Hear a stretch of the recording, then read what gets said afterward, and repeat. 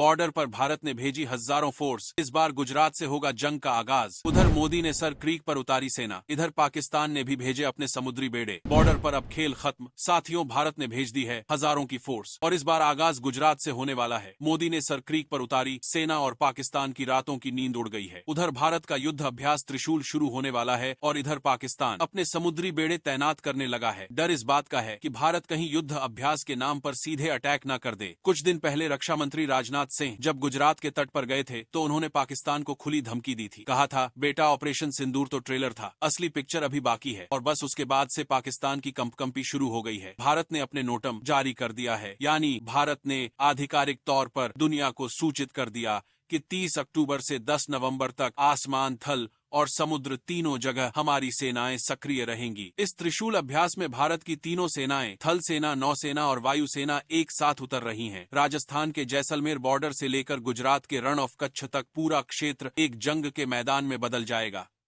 भारत की जल सेना अरब सागर में तैनात होगी, वायुसेना आसमान में गरजेगी और थल सेना जमीन पर मोर्चा संभालेगी। यह ट्राई सर्विस एक्सरसाइज है जिसमें सब कुछ असली है। असली गोले, असली टारगेट और असली रणनीति, यानी अभ्यास भी युद्ध जैसा। जैसे ही भारत का नोटम जारी हुआ, पाकिस्तान डर गया।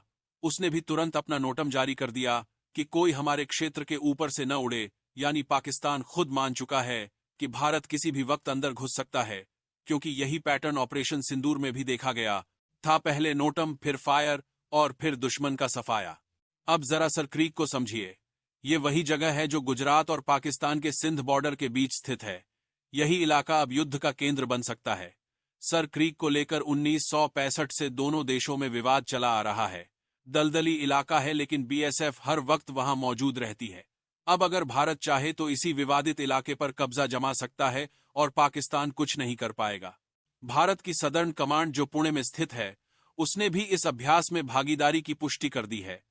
भारत की तरफ से 30,000 सैनिक इस क्षेत्र में तैनात होंगे। तेजस फाइटर जेट, ध्रुव हेलीकॉप्टर, पिनाका रॉकेट सिस्टम, कनौ वज्र टैंक सब एक साथ मैदान में होंगे। यानी युद्ध अभ्यास नहीं, सीधा युद्ध का रिहर्सल। भारत पहले भी कई बार ऐसे कर चुका है। अब हालात अलग हैं।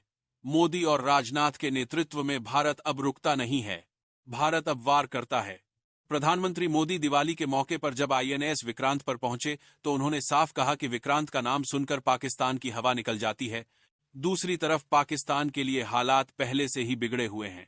अफगानिस्तान ने भी पाकिस्तान के खिलाफ मोर्चा खोल दिया है। कुनार नदी का पानी रोक दिया है, जैसे भारत ने सिंधु जल समझौते में किया था। अफगानिस्तान भी अब वही खेल खेल रहा है। राजनाथ सिंह पहले ही कह चुके हैं कि पाकिस्तान की किसी भी हरकत का जवाब उसी की भाषा में दिया जाएगा। मोदी ने नौसेना से लेकर थल सेना तक सबको फ्री हैंड दे दिया है और इस वक्त पूरी सीमा पर हालात वैसे ही हैं जैसे ऑपरेशन सिंदूर से पहले थे। पाकिस्तान के टीवी चैनल से लेकर सोशल मीडिया तक हर जगह एक ही चर्चा है कि भारत हमला करने जा रहा है। इस वक्त भारत के पास मौका है। पाकिस्तान चारों ओर से कमजोर है। तो अब सवाल नहीं, वक्त है। जवाब का सर क्रीक से शुरू होगा। वो जवाब जो पाकिस्तान को हमेशा याद रहेगा, क्योंकि इस बार भारत का वार केवल शब्दों में नहीं होगा। यह त्रिशूल दुश्मन के दिल में उतरेगा और पाकिस्तान समझ जाएगा कि मोदी का भारत अब किसी को माफ नहीं करता। जय हिंद। भारत तैयार है, फौज तैनात है, जनता साथ है। अब बस आदेश बाकी है। बस एक आदेश और त्रिशूल का वार पाकिस्तान को खत्म कर देगा। अगर आप भी सेना का उस ऑपरेशन में साथ देंगे तो वीडियो शेयर जरूर कीजिएगा। जय हिंद।